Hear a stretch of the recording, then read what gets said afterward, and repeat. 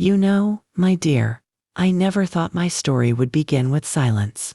When people tell their life stories, they start with laughter, weddings, or the smell of fresh coffee in the morning. Mine starts with the sound of rain, tapping on a hospital window and a heart that had grown too tired to keep its rhythm.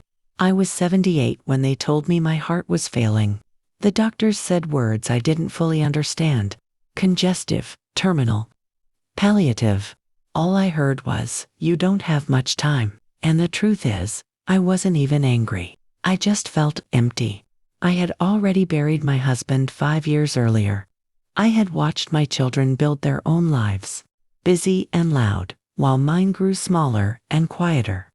The house that once held laughter now echoed with clocks and creaking floors. Every morning, I would sit by the same window, holding a cup of tea I rarely finished. I'd whisper a prayer that was more habit than hope. Lord, if you still have work for me, show me. But if you're ready to call me home, I'm ready to. And then I'd watch the sunrise, wondering which one would be my last. When I finally moved into the hospital, I told myself it was temporary. The nurses were kind. They'd call me Miss Evelyn and fix my blankets just right. But I could see it in their eyes. The softness people wear when they know you're slipping away. That's when the loneliness began to feel heavier than the illness. Because when your body gets weak, people start talking around you instead of to you.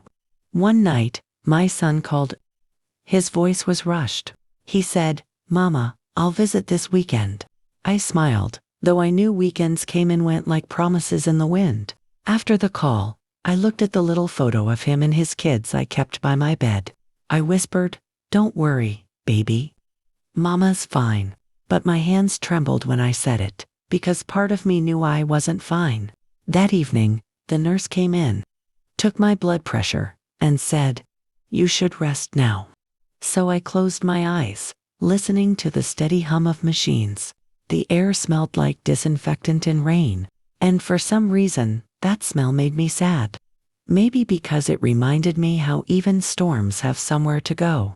But I didn't.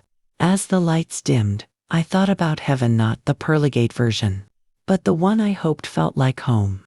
A place where my husband waited by the garden fence, where the air smelled like lilacs again. I said, "Lord, if tonight's the night, I'm not afraid." And that was the last clear thought. I remember before everything went still, before the world folded into silence, before breath left my body, and time stopped for 3 whole minutes. I don't know how to explain what it feels like when your body gives up before your mind does. One moment, I could still hear the rain against the window, soft, steady, almost comforting. And then, all at once, it felt like the whole world took a deep breath and forgot to exhale. It started as a pressure in my chest, not sharp, just heavy. Like something was sitting on me, waiting for me to surrender. I remember trying to call the nurse. My lips moved, but no sound came out. The beeping on the monitor beside me started to blur into a long, thin line. I heard the machine's alarm faintly, somewhere far away. Then everything just stopped. They told me later it was 8:42 p.m. For exactly 3 minutes, there was no heartbeat, no pulse, no breath, just silence. But in that silence, I wasn't gone. I was somewhere else. At first I thought I was dreaming. There was light, not bright like the sun, but soft, like dawn through fog. And the air, it felt alive. Every breath was warm, filled with something I can only call peace. There was no sound, but I could feel music. Not hear it, feel it. Like it came from inside me. Then I realized I wasn't lying down anymore. I was standing light as air, with no pain in my chest, no tubes, no machines. My hands looked young again. My skin glowed faintly, the way candlelight dances on glass. I knew something had happened, but I wasn't afraid. For the first time in years, I wasn't afraid of anything. Ahead of me was a soft golden horizon. I could see silhouettes, people, maybe shapes moving slowly in the distance. And among them, one figure stood out. Tall, steady, familiar. My husband. He was smiling at me, wearing the same navy shirt he used to wear when we'd dance in the kitchen. Only this time, his face looked like peace itself. No wrinkles, no sadness, just love. I tried to walk toward him, but something, or someone, held me back. A hand, gentle but firm, touched my shoulder. And a voice spoke, not from the sky, not from around me, but through me. It said, "Do you see now why you're still here?" I didn't understand. I looked at my husband again. He nodded once, like he agreed. And in that moment, memories began to flood back. My children, my prayers, the nurse's smile, my son's voice on the phone. The hand on my shoulder grew warmer. "You still have words left to speak," the voice said. "Someone needs to hear them." I wanted to ask what that meant, but before I could, the golden light began to fade. Folding in like silk being gathered in a hand, the peace turned into weight, the warmth into air, the music into a single sharp sound, the sound of the heart monitor beeping again. Then, with one deep gasp, I was back. My eyes shot open. The room was chaos, nurses shouting, my son crying, a doctor pressing on my chest. And through all of it, I whispered words I didn't understand. Words that weren't mine, but would change everything. When my eyes opened, the first thing I saw wasn't the doctor's face. It was light, still there. Faint but real, sitting in the corners of the room like dawn refusing to leave. My chest ached, every breath shallow, like learning to live all over again. Someone was holding my hand tight, trembling. I turned my head slowly, and there he was, my son, tears streaming down his face, whispering, "Mama, please don't leave me, please." For a second, I couldn't remember his name. It's strange how death clears your mind of everything but truth. But then it came back like a whisper in my heart. "Jason, my boy." And before I could even think, before I could understand what was happening, words came out of my mouth, words that weren't mine. I said, softly, "Tell him I saw the light." But I wasn't ready to walk through it. The room froze. The nurse stopped moving. The doctor's hands dropped from my chest. Even the heart monitor seemed to quiet down, as if the air itself was listening. Jason's eyes widened. He looked at me like he'd seen a ghost. "Mama," he whispered, That's what Daddy said before he died." I didn't understand.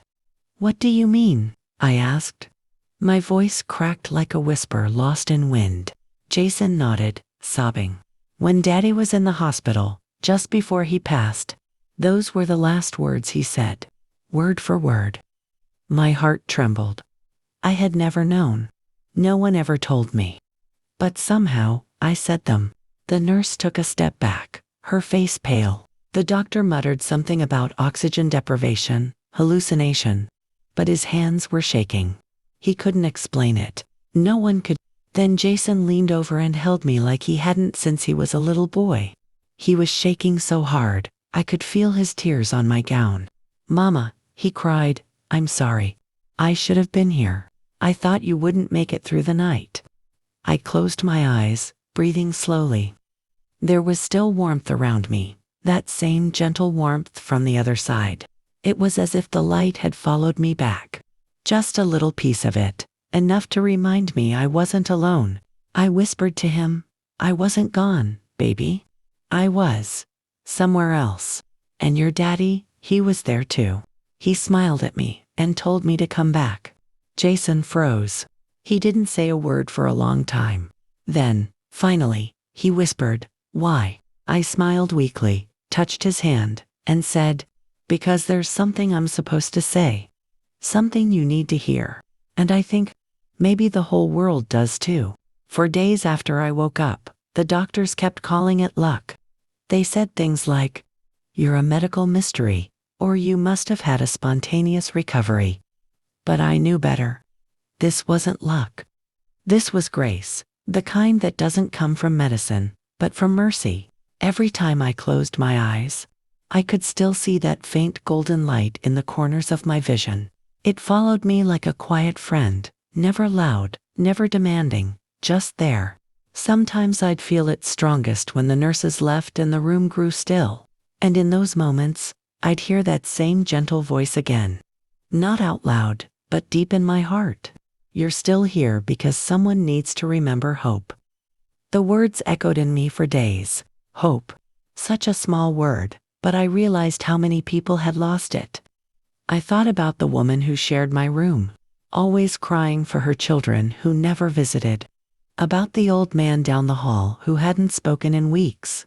And about my own son, Jason, broken, busy, distant, who carried guilt instead of love. Maybe that's what heaven meant.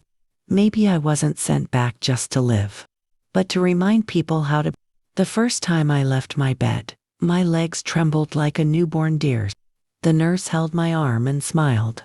"You're a fighter," she said, but I shook my head and whispered, "No, I'm a believer."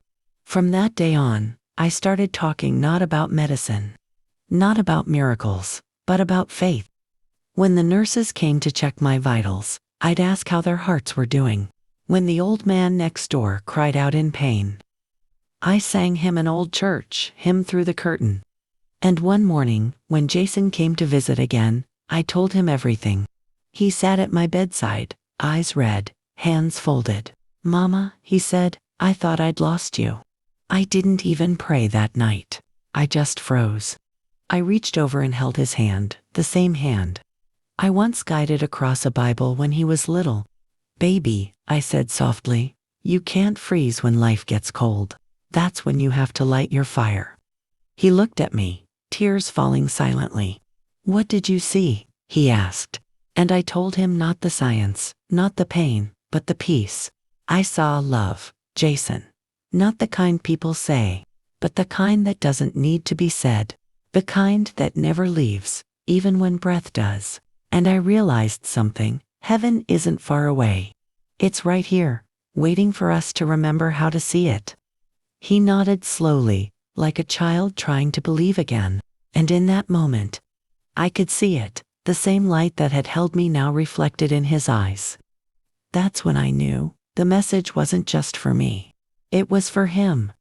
For everyone who'd forgotten that miracles still happen, even in hospital rooms. They let me go home 2 weeks later. The doctors still didn't understand it. My chart said heart failure, terminal prognosis, and yet, there I was, walking slowly down that hospital hallway. 4 marks still on my arm, but life rushing back into me with every step. The nurses lined up to say goodbye. One of them hugged me, tears in her eyes. She whispered, "Miss Evelyn, you gave us all a reason to believe again." I smiled and told her, "Don't thank me, sweetheart. Thank the one who never stopped holding my hand even when I stopped breathing." When I stepped outside, the sunlight hit my face like I'd never felt it before. It wasn't just light, it was life. Every ray felt like a reminder that I was still here for a reason. I breathed deep, closed my eyes, and whispered, "All right. Lord, I'll keep walking, but you lead the way." The first few days back home were quiet. My old chair was still by the window, the same one I'd sat in when I prayed to die. But this time, I didn't pray for the end. I prayed for strength, for courage to tell the story I'd been given. So I started small. When neighbors stopped by to check on me, I'd tell them what happened. Some cried, some smiled, some just stared. But every person I spoke to said the same thing. "You don't look like someone who almost died." And I'd smile and say, "That's because I didn't. I just went somewhere you can't visit until you stop running from love." One afternoon, I sat on my porch as the sun dipped low. The air smelled like magnolia, and the light turned everything golden. Jason pulled up and sat beside me, quiet for a while. Then he said, "Mama, I've been thinking a lot about what you said. About seeing Dad." I nodded, waiting. He took a deep breath. I started praying again. My heart swelled, not because I told him to, but because heaven's whisper had reached him too.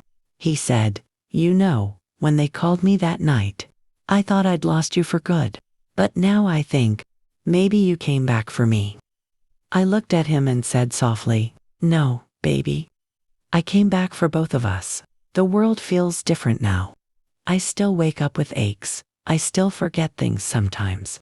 But I carry peace where pain used to live. Because when you've stood between two worlds and felt the breath of heaven, you don't fear dying anymore. You fear not living while you can. So if you're listening to my story right now, I want you to know something. You're still breathing for a reason. Your heart is still beating for someone. And no matter what the doctors say, no matter how dark the night gets, remember this: faith doesn't stop death. It transforms it. The day I stopped breathing wasn't my ending. It was the day my faith started to breathe for me.